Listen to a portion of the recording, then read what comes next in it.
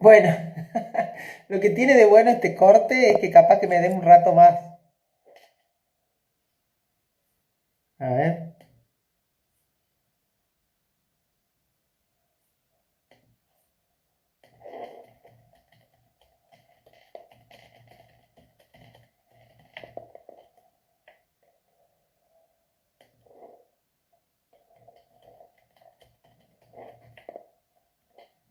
Bueno, ahí estamos de nuevo. Perdón. Ver.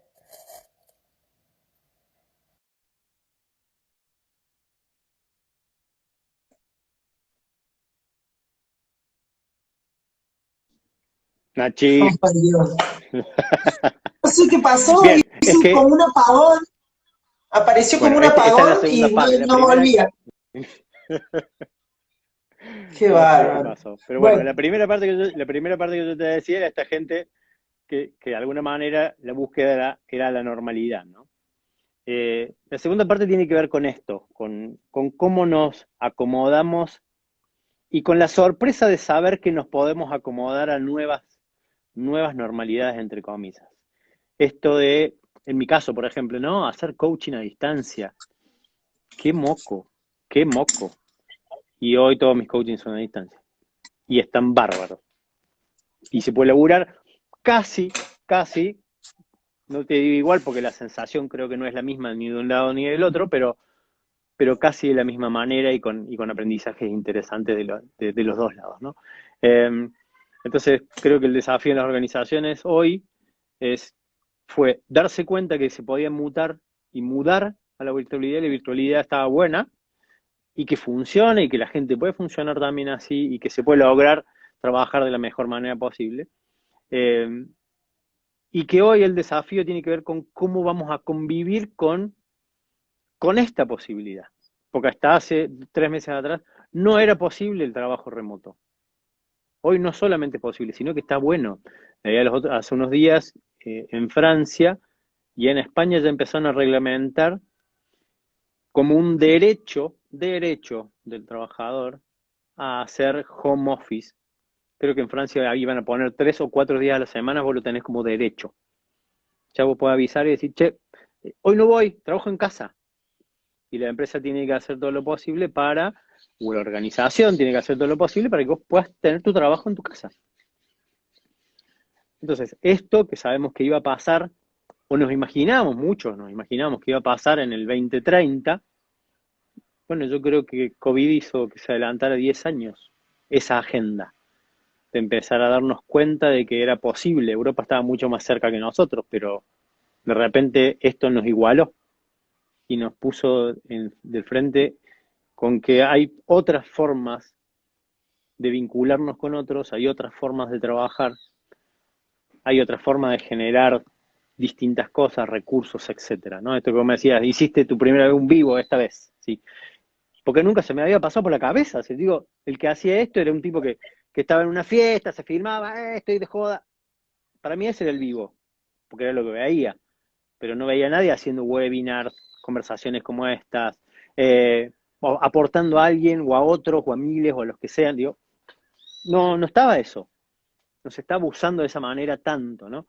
Hoy Facebook, esto, YouTube, eh, el Zoom, Meet, todo eso explotó de formas súper interesantes y creativas, las formas de llevar a cabo hoy workshop, y yo laburo haciendo workshop. Bueno, lo que me involucra a nivel de desgaste mental, porque involucra generar mucha creatividad para poder hacer cosas que estén buenas y que es no estando en vivo. Cómo tener el termómetro, cómo enganchar y generar feeling, contexto, conexión emocional con el otro, todo cuando no está el otro. Y la verdad es que hasta hace 3 meses yo decía que eso no se podía hacer y, y hoy digo que sí se puede hacer y que lo hemos comprobado. Entonces, ¿por vos dónde andan sabés, muchas empresas? Por Álvaro, ahí. y voy a aprovechar para hacerte una consulta, digamos, si se quiere decir. Eh, Nosotros en la escuela nuestra, eh, está bien, vino esto del coronavirus y dijimos, no, tenemos que ir a la virtualidad, ¿no? Nuestro fuerte como escuela era la presencialidad, pero no nos quedó otra. Y al principio, como vos decís, era no nos queda otra, bien. Hay gente que le empezó a agarrar como miedo, entonces no sé si voy a poder pagar, y al principio sí, pero después ya el segundo mes no. Y ahora siento, a través de la pantalla, porque ya hace abril, mayo, junio, julio, siento que tenemos que encontrar una manera de sentir los abrazos. O sea, el contexto se genera, el contenido Ujú, se da, las dinámicas también nos hemos quemado la cabeza pensando en dinámicas distintas, pero es como que percibo esa necesidad de la gente mm, de, del contacto, del abrazo, del tocarse, del ujú, mirarse a los ojos. O sea, ya pasamos como la etapa de valorar profundamente la virtualidad, de decir, wow, se genera el contexto igual, las dinámicas se hacen, pero ahora es como interna hasta yo la siento, me hago cargo, de que necesito sentarme a tomar un mate y tocarte, ¿no? ujú. Comamos del mismo plato, uno criollo, no sé. Eh, ¿Vos crees que vamos a tener que seguir creando maneras porque ya estamos a 100 días? Eh, y no sé, es como hoy es una necesidad mía. Ujú. Sí, Eh, totalmente. Y acá, ahí está Marian que dice, soy alumna y no es lo mismo la forma virtual. Y a ver, yo acuerdo absolutamente con ella. No, no es lo mismo. No es para nada lo mismo. Creo que los seres humanos nacemos y casi que desde los primeros instantes somos tocados. El primer gesto que a veces las mamás pueden hacer cuando lo pueden hacer es tocarlo. Hoy los pediatras, los más nuevos, los obstetras, los más nuevos, lo primero que hacen antes incluso de cortarle el cordón umbilical y darle la palmadita para que llore el bebé, es lo ponen en el pecho. Pero porque sabemos que algo pasa cuando existe esa primera caricia, que no pasa cuando no existe esa primera caricia. O sea, no es lo mismo, ¿no? Entonces, el contacto no se suple por realidad virtual, no se suple por un televisor o una compu, un teléfono. No se suple. Creo que vamos a ir paulatinamente a formatos mixtos de funcionamiento, en donde habrá algo de esto, en donde sean espacios virtuales y habrá otros espacios posibles más cercanos, ¿no? Ese sería quizás alguno de los posibles ideales que vendrán y que será explorarlos también, porque también eh, mucho de esto no lo sabemos, de hecho, no lo sabemos. no lo sabemos. Y eso es lo que nos ha propuesto el coronavirus. Vivir Ujú, inmersos en la incertidumbre de esa que a lo mejor antes hablábamos, ¿no? De que nos pasaba de vez en cuando y ahora, por suerte, nadie sabe. No es que alguien ujú, sabe y no nos dice, como el secreto de la Coca-Cola, no, ujú. nadie lo sabe. Totalmente. Eh, a ver, y eso que vos hablabas de las empresas y de que tendremos que mutar y hemos tenido que aprender a despertar esa creatividad a full, ponerla en el máximo volumen, pero hay personas que no pueden o no saben o no se conectan con esa vulnerabilidad, con esa capacidad de decir no puedo, no sé, y hasta te diría de pedir ayuda. Ujú, Quizás a lo mejor nos está escuchando alguien o nos puede escuchar alguien que ni siquiera tiene a la mano pedir ayuda. ujú. Eh, Sí. ¿qué, qué le dirías a esa gente? ¿Qué Eh, pregunta le podrías regalar? a ver, hace unos días hablaba de la esperanza, ¿no? La esperanza es un fenómeno lejos de lo romántico que parece ser la palabra esperanza, que también lo es, desde la poesía podría llegar a serlo, ¿no? Pero también es un fenómeno humano, la esperanza, que se ha estudiado en los últimos 20 años como fenómeno. De hecho, la psicología es uno de los espacios que han estudiado el fenómeno de la esperanza como una capacidad. Y yo decía que después de yo mismo haber atravesado un tiempo de desesperanza y no haberme dado cuenta, ¿no? O sea, casi que y a esto voy con mi propia búsqueda. No venía sintiendo bien, no sabía por qué. Creo que de alguna manera la pandemia y la cuarentena y esta cosa de estar metidos en casa, alguien como yo que le gusta mucho salir a laburar afuera, a las empresas, a donde estoy, y estoy casi todo el día afuera o estaba. Entonces, también me había como impuesto sostener, ¿no? Sostener a mi familia, a mis hijos, que nadie se caiga, a clientes, a compañeros. Había que sostener. Por lo menos eso es lo que en mi cabeza estaba casi que programada a hacer. Hasta que no pude sostener más y sentí que no pude sostenerme más. Y no sabía qué era. Y lo primero que hice en ese acto fue ensimismarme mucho. Es casi que mi primer movimiento es entenderme.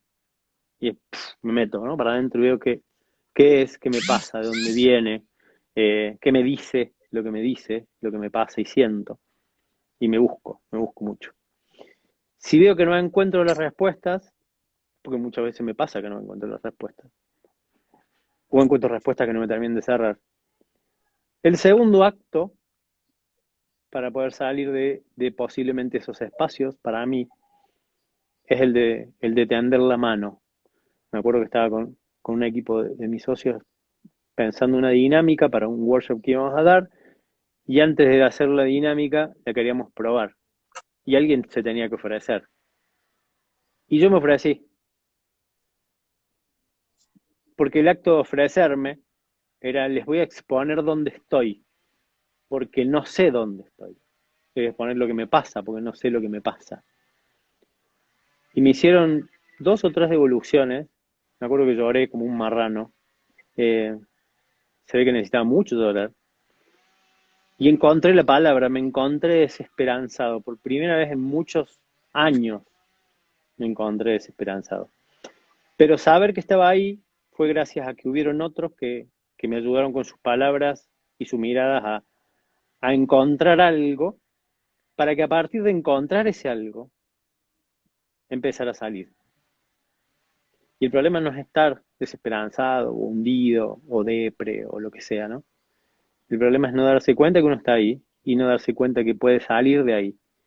Y que muchas veces salir con otros nos dan algunas posibilidades que solos no las tenemos. Entonces, ¿qué le diría si alguien no puede pedir y está en un espacio así? Que se anime, porque hay un acto de valentía también, ¿no? Porque hay que exponerse a otros, hay que mostrar toda su vulnerabilidad a otros, hay que mostrarse quizás llorando a otros, eh, confiando en que estos otros van a tender la mano y dirán la palabra que puedan decir para ayudarte a salir. O quedarte el tiempo que necesites y salir, digamos, pero los seres humanos siempre salimos, eso es lo loco, porque tenemos la capacidad de salir, solo que a veces no podemos salir solos y necesitamos de otros. Qué bueno y qué difícil encontrarnos y mostrarnos vulnerables, ¿no? Uh-huh. Y, y el tender la mano, ¿vos te referís tender la mano para que te ayuden o tender la mano para hacer oferta? Pueden ser las dos porque de hecho, por lo menos en mí, juegan juntas, ¿no? Pero necesitaba poder salir, y hasta con ayuda, para después poder ser una oferta distinta. De hecho, Ah, casualmente estaba diseñando un curso sobre la esperanza. Y yo desde mi desesperanza no me daba cuenta que no estaba pudiendo diseñar un joraca. Cuando entendí dónde estaba, es que pude diseñar el curso sobre esperanza. Porque yo mismo transité desde la desesperanza a la esperanza. Y ese curso era parte del tránsito hacia la esperanza. Pero ah, necesitaba atravesar primero, antes de poder siquiera hablar de eso. Porque podría haber teorizado de eso. Es distinto a la vivencia de eso. Entonces, creo que por las dos cosas. Porque hay otros que te pueden dar una mano cuando vos no puedes salir solo. Y segundo, porque en profesiones como las nuestras, ser ofertas con con nuestras luces y sombras a otros, con nuestras esperanzas y desesperanzas para otros, eh, creo que es también parte de lo que nos hace estos seres humanos que trabajamos con otros seres humanos. Sabes que traes la palabra esperanza y se me viene Maturana cuando habla de que la esperanza o la solidaridad o el amor o la amistad no existen si no hay acciones, ¿no? ¿Y cuál será el acto de entrenar la esperanza? A mí me gusta poner la palabra entrenar, pero él habla de, por ejemplo, en este caso sería esperanciar, ¿no? El amar y necesita que alguien ame para que exista el amor. Y creo que me encantó esto que trajiste porque un coach que a lo mejor tiene que mostrarle a alguien el tema este de la desesperanza o de la no esperanza, quizás tenga que verlo en el fenómeno, ¿no? ¿Cómo le mostramos? ¿Cómo lo vemos? ¿Cómo se encuentra él ahí en el no esperanza? En algún fenómeno, en algún hecho. Sí, totalmente. Por eso creo que disciplinas como el coaching tienen mucho de que el proceso para ser coach, incluso el proceso para ser psicólogo, empiezan en uno, empiezan en el otro. Empezamos mirando al ser humano. Me acuerdo un alumno, yo daba clases en un terciario hace algunos años atrás, y un alumno me pregunta, yo daba la clase de aprendizaje, ¿no? Mi primer amor fue la psicología positiva y todos los ámbitos de aprendizaje. Y sigue siendo un gran amor. Y mi alumno me pregunta, me dice, profe, pero yo ahora entiendo cómo los alumnos aprenden, pero ¿cómo enseñamos? Me dijo. ¿Cómo hacemos para enseñar? Y el primer año, la verdad que yo me imagino que después iban a ver las materias didácticas, que es donde se enseña eso, pero yo no me quedaba solamente con eso. Yo digo, a ver, yo no tengo ni idea cómo se enseña. Creo que sé enseñar, pero no tengo ni idea cómo se enseña. Pero hagamos una cosa, le digo, lo dejemos pendiente, no la respondamos en la clase que viene. Me acuerdo que me subí al colectivo, me iban para mi casa y me quedó dando vueltas la pregunta. Y lo primero que se me vino fue una imagen. Me acuerdo que iba por el cerro, el tercero estaba por ahí en la zona del cerro. Y la imagen fue yo asomado en una ventana, mirando a mi abuelo dar clases de historia en su pueblo. Mi abuelo era odontólogo y él funda una escuela. Creo que la funda para darse las ganas de ser profe de historia, que era un fanático de la historia. Ese fue mi primer maestro. Y después empezaron a aparecer muchos, hablando de tus maestros que traes esta charla, ¿no? Entonces, yo pude volver a la clase siguiente y le dije, uno enseña o uno aprende a enseñar, aprende a ser maestro. Quizás en gran medida por los maestros que tuvo. Entonces, el primer pasaje para hacer coaching, psicología, docencia, la que quieras, digamos, ¿no? Esto que involucra un contacto con el otro, a mi juicio, empieza en uno. Entonces yo para hablar de cómo yo enseño, primero que se me viene es mi abuelo. Y después muchísimos, hasta la universidad y hasta la vida, digamos, tengo maestros. Y en esto pasa creo que algo muy parecido. Empezamos primero por nosotros, para después encontrar la desesperanza o la esperanza en uno, para después poder mirarla en otros. Pero la primera pregunta va hacia uno mismo. Si uno piensa en las sombras, yo pensaría cuáles son mis sombras. ¿Las conozco? ¿No las conozco? ¿Conozco cómo aparecen, cómo se manifiestan, cuáles son los automáticos que se las llevan puestas, me llevan puestos? Y cuando no los veo.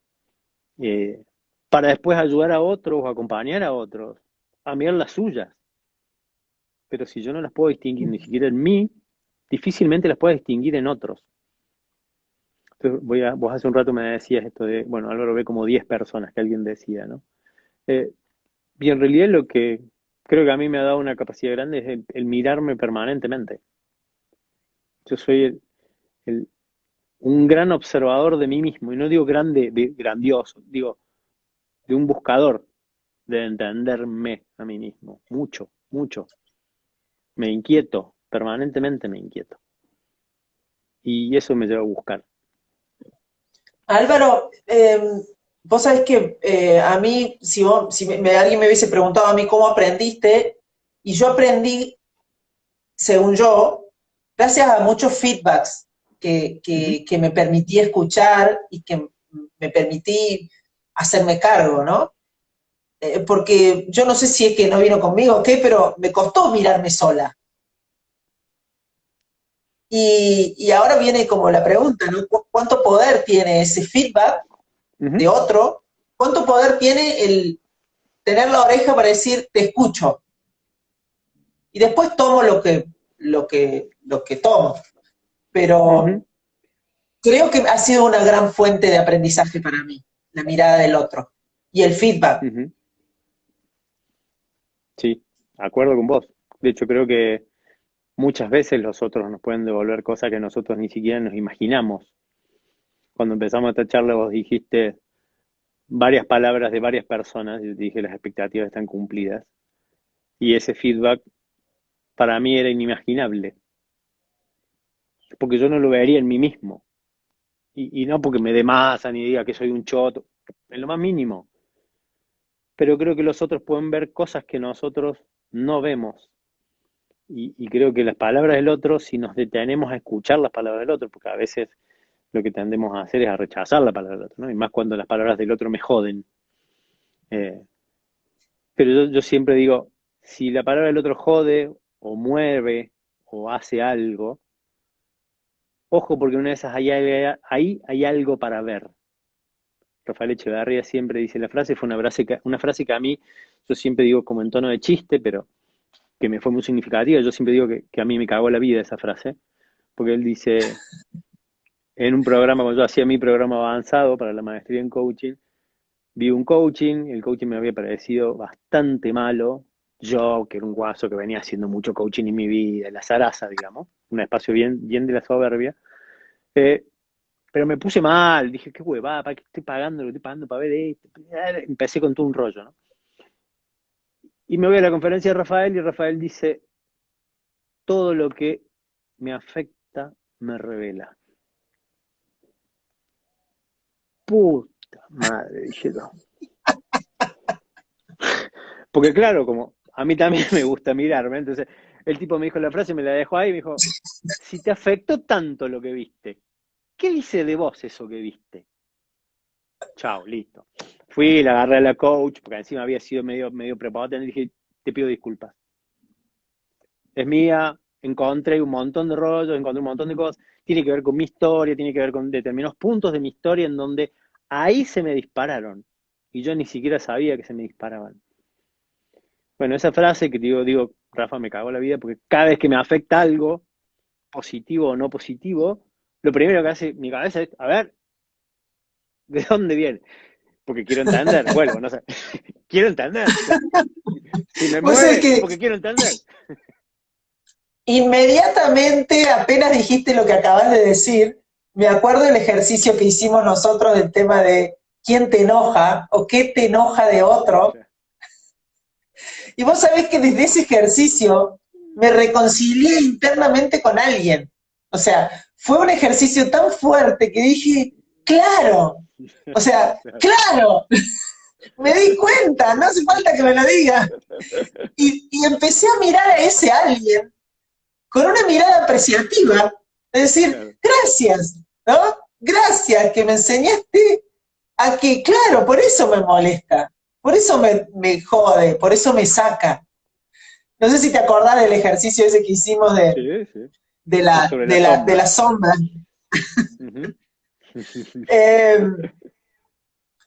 Bueno, yo tengo un par de preguntas antes que cerremos, porque estamos por la hora, faltan unos minutitos, pero ahora estoy tranquila porque no se me va a cortar, porque reiniciamos la conversación, así no te robo más tiempo.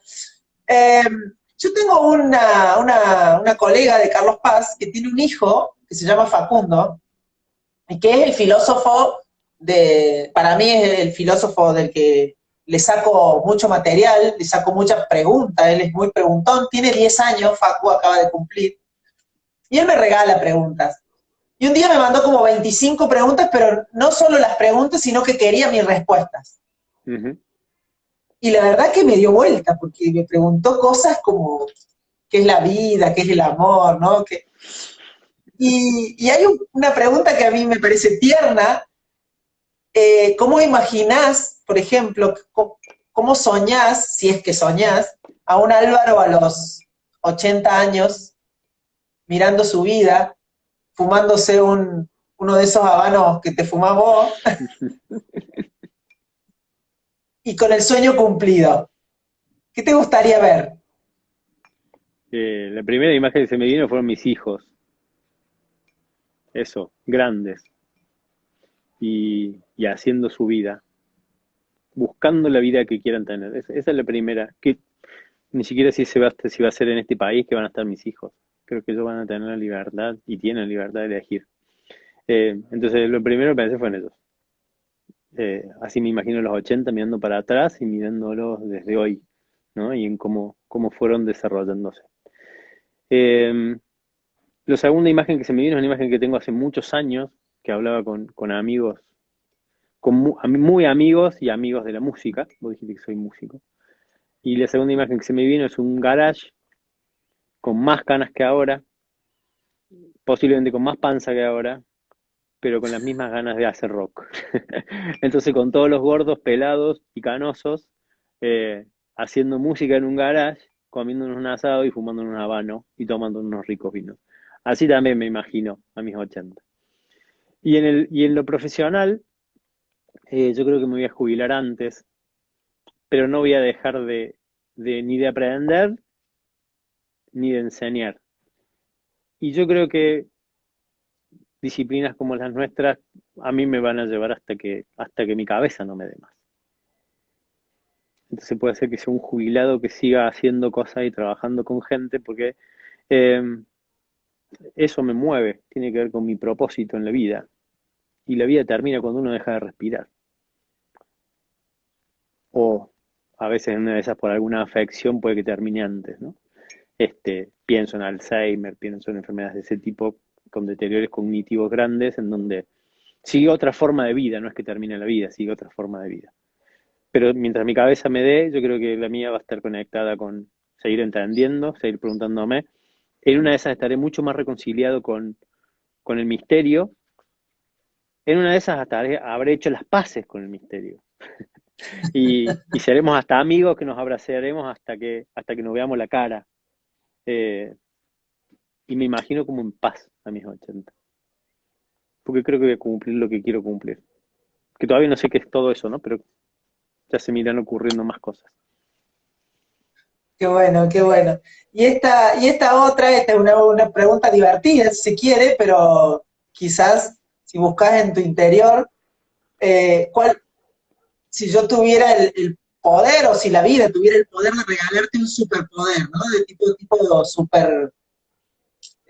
superhéroe, ¿cuál elegirías? Uf. A ver, lo que me cautiva últimamente es, y que me llena como de propósito y entusiasmo, tiene que ver con acompañarnos a los seres humanos a tener como mayores niveles de conciencia acerca de lo que hacemos, ¿no?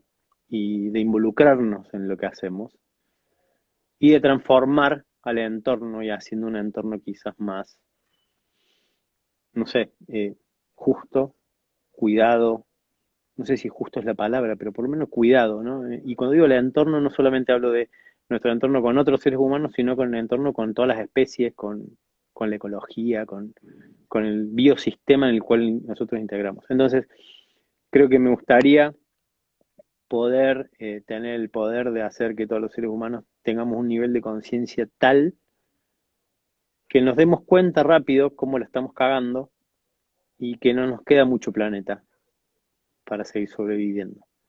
Y lo pienso por todos los hijos y nuestros nietos, en mi caso, cuando vengan. Pero eh, eso creo que me gustaría que sea un superpoder, que ayude Bueno, a elevar los niveles de conciencia.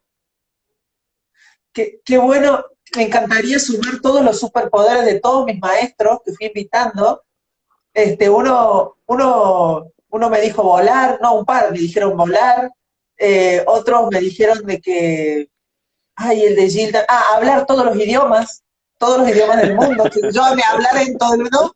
Eh, y la verdad que, bueno, un poquitito así podemos hacer de eso, ¿no? Es decir, bueno, Sí, sí. vos en tu casa, ¿no? Ese poquito, de a poquito eh, ir construyendo este hermoso país que necesita tanto de nosotros y que necesita de nuestra humanidad y de gente como vos que, que regala esa sabiduría y que son hiper generosos con eso y que más grandes los hace, ¿no? Mm. Eh, te admiro, te adoro, eh, te pienso, te tengo en el recuerdo, hermosas tardes y fines de semana compartidos, que espero que no se terminen,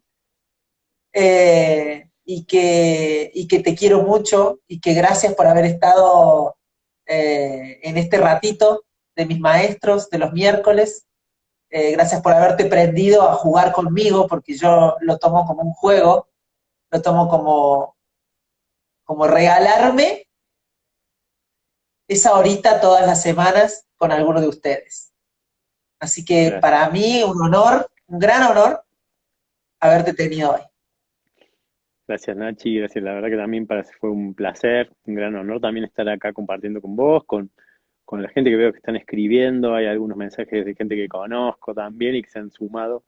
Eh, Gracias por invitarme a esto, a tener esta conversación fluida, como dijimos que iba a ser, sin un rumbo, y de co-construcción de sentido, ¿no? Y digo sentido en el doble sentido emocional y de sentido. Así que gracias, muchas gracias. Gracias, gracias. Feliz semana. Nos vemos cuando la vida nos encuentre. Dale, y nos Te quiero daremos un mucho. abrazo. Sí, por favor. Dale, Nachi, te mando un abrazazo gigante. Chau, Gracias, chau. gracias. Gracias, gracias. Chau, chau.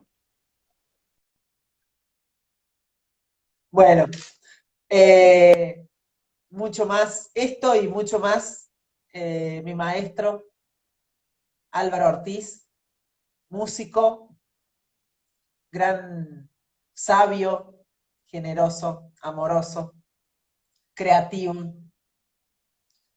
que me regaló esta horita para conversar y que todos ustedes lo acompañen. Así que ahí está María Francia. Hola María Francia. Gracias, gracias por estar ahí. Gracias Clarita. Gracias a un montón que estuvieron ahí dando vueltas, pasando y seguramente algunos escucharán esta conversación después. Recuerden que son dos partes. Una hasta que se me cortó la luz y la segunda desde el corte de luz en adelante. Los quiero mucho. Nos vemos el miércoles que viene con Dolo Villada, mi coach, alguien a quien quiero y admiro también tremendamente. Los quiero mucho. Muchas gracias.